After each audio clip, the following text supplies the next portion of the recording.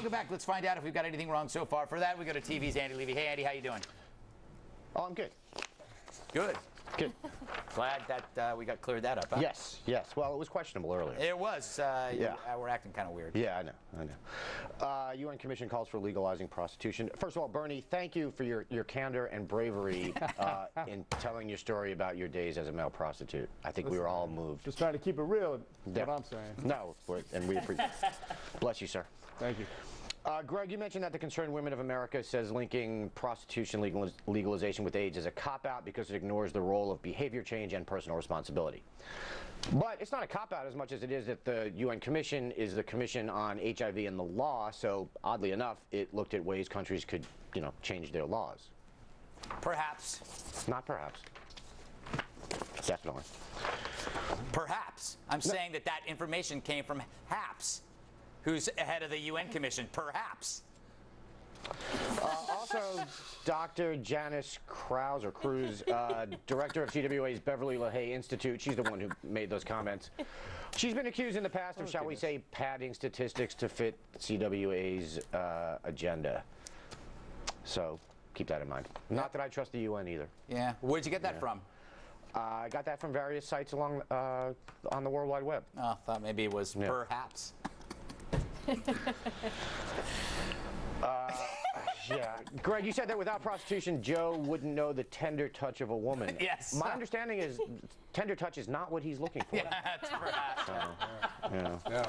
They call me rough and tumble down on 42nd Street. Is that right? They start yelling. That's because you have sex in a laundromat. As soon as I start. Yeah, well, that's part of it, Greg. Yeah. I thought it was sit and soak. I changed it. I'm like Puff Daddy every few years. I go. Sure. By the way, Joe, after your answer on this question, I might start calling you Alex Jones. Really? Yeah. Why? Little conspiratorial. It's not conspiratorial. Bill said the same thing. It all went downhill when it went out into the streets.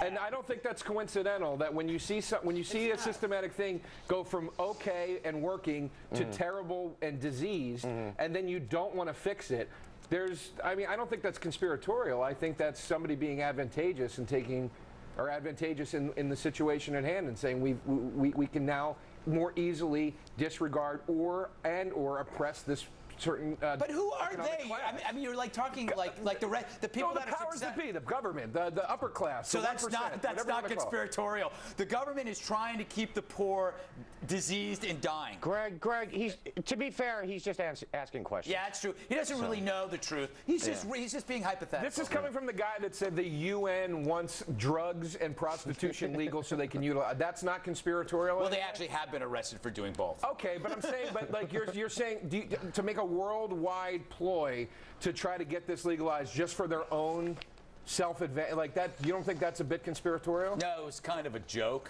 Hey, Joe. I'm sorry, it was so well masked. Joe, I thought it was a point. Joe, I just have to say, as ombudsman, I'm sort of the audience representative here, and if I'm any representation of our audience, we checked out a long time ago.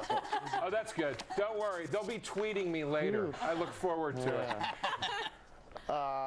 80% of newly created jobs are going to men. Anna, you said it could be that men experienced layoffs early on in the recession and are recovering earlier than women, and that's it. Could it also be, and I don't know if this is true, just a theory, possibility, it's still more common in our society that in families where only one parent works, it's going to be the man. So possibly with high unemployment, families have made a decision that the priority is for the man to get back to work first, and maybe that's why this is happening?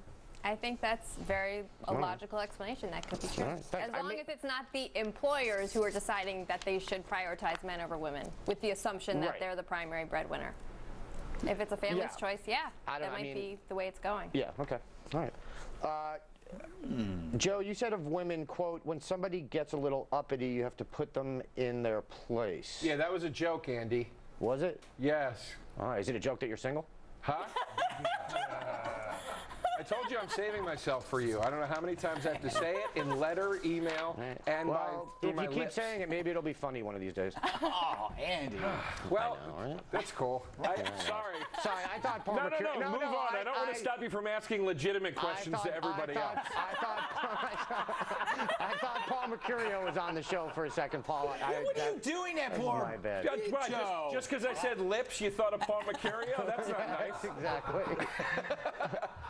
Also, Joe, on a serious note, you asked if maybe this is just that there are more male-oriented jobs out there right now, and you're partially right. Manufacturing, which is generally male-dominated, has been rebounding, but federal data also show that men are taking more jobs in areas that traditionally are dominated by women, like such as retail sales. Okay. So, All right. Well, then I stand corrected, Andrew. yeah, well, partially. You were half right. Half. All right. Thank you. Yeah.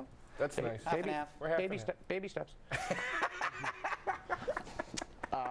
Car prank video. First of all, Greg, you said, quote, from employment to annoyment. That's a word, right? It better be, or the intern who wrote this is dead.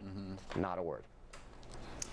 So I leave the rest up to you. Well, you're going to have to take Horatio aside and explain that we're not going on the cruise this weekend. Or maybe That's what I meant by dead, by the way. I'm not killing him. He's just not going on the cruise. Oh, okay. I was going to say, because the cruises are generally good places to, if you got to handle your business. Yeah, I know. Well, maybe he'll live a little People longer. do slip and fall overboard quite often, I'm told. I saw that special on MSNBC. Yes, exactly. Natalie Wood, too soon. Okay.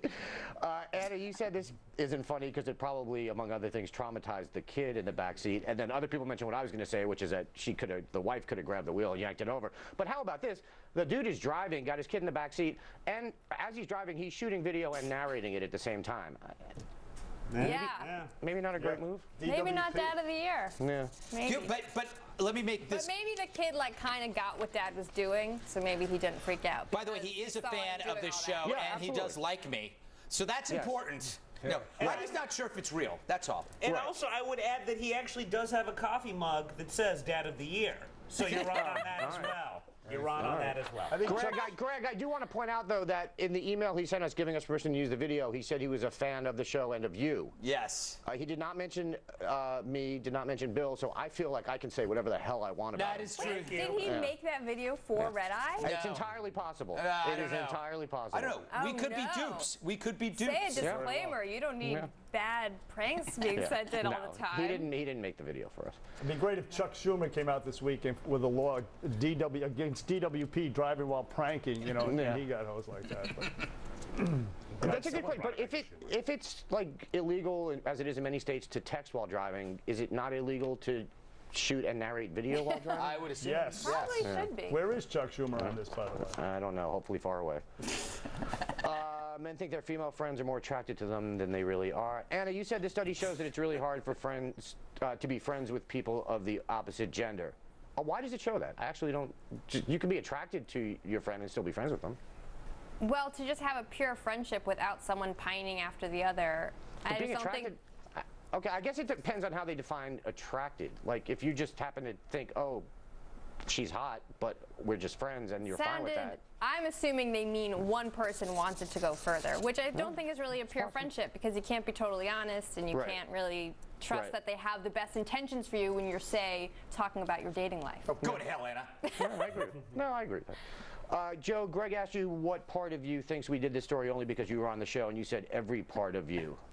You are correct, sir. Your instincts are good. Good. Okay. Good. Yep. Good. Yeah, I don't care about that. Oh, and I don't care about that. I'm done. Wow. Good for the rest of America that Yes. you don't care. Absolutely. All right, well, I'll see you in the back half of the show. Yes, you will, my young friend. Yes, thank you for that. Coming up, should we fly a kite all the way to the moon? Not a story, just something Britt Hume texted me today. Yeah. Anyway, what's the latest in long-distance smooching? And shouldn't Stephen Hawking be working on bigger projects?